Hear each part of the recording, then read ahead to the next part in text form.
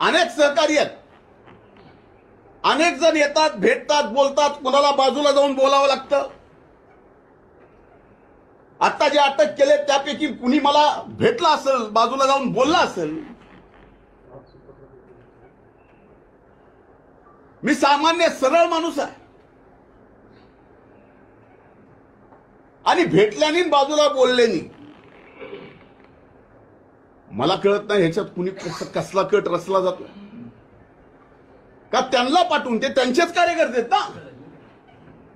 अटक झालेले कार्यकर्ते त्यांचेच,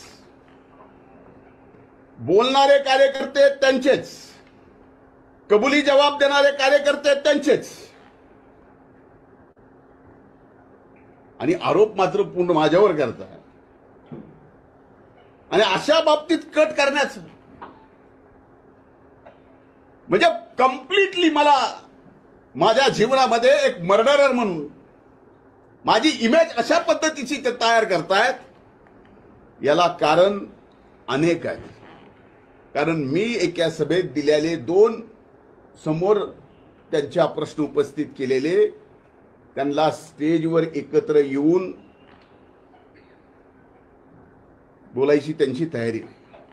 माझं तर म्हणणं आहे की या प्रकरणामध्ये आता महाराष्ट्र पोलिसांनी मनोज जरांगेंना धमकी आहे, मी त्यांना काही करायचा प्रयत्न करतोय, असं जर चाललं असेल तर माझी आजच्या या माध्यमातून, तुमच्या सर्वांच्या माध्यमातून मागणी आहे की या सर्व प्रकरणाची चौकशी ही आता महाराष्ट्र शासनानं नाही तर सीबीआयनीच केली पाहिजे. आणि याच्या पलीकडे जाऊन सांगतो, तर माझ्या मनात जरी असं पाप आलं असेल, कुणाला मारायचं, कुणाला थापड मारायची, की आणखीन कुणाला काही करायचं, तर माझी ब्रेन मॅपिंग करा.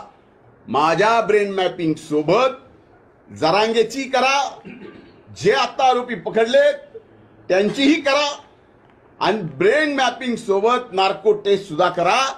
कोर्टाची अडचण येत असेल तर मी स्वतः वकील लावून आरोपीची, जरांगेची आणि माझी कोर्टाकडून परवानगी घेऊन या ठिकाणी ब्रेन मॅपिंग आणि नार्कोची टेस्ट एकदा करू, म्हणजे लक्षात येईल खरं काय खोटं काय.